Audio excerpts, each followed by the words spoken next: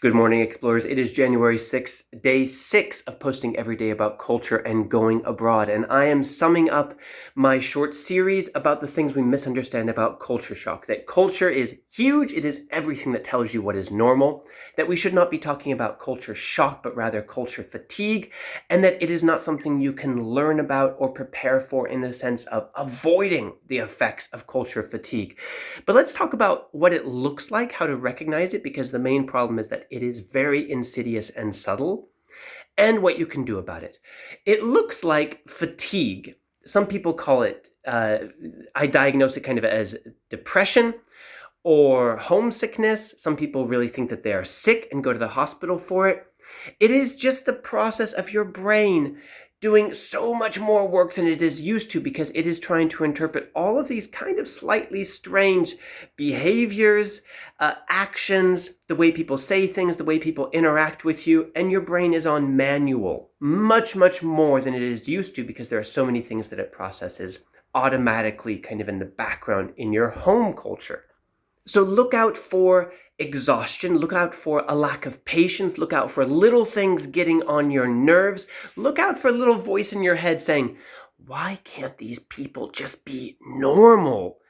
That is the culture fatigue talking. Now, what can we do about it?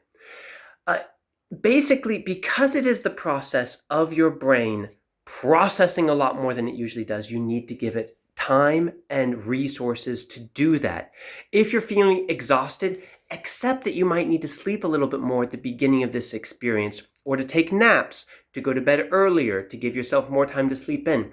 Give your brain ways to process the experience that it's going through and all the new information. That might be through journaling. That might be through long walks in your new location without something in your ears so your brain can actually process without taking in new information.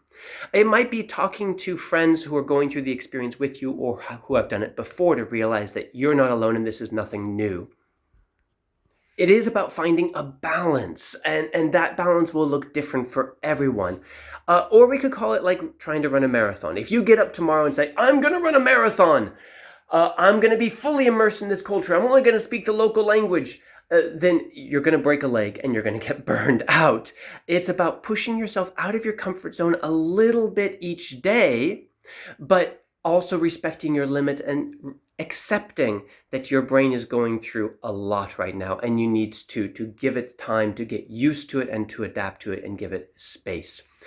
All right, I hope that's useful. I have a full video about training new people who are abroad on my channel. Subscribe to follow the adventure.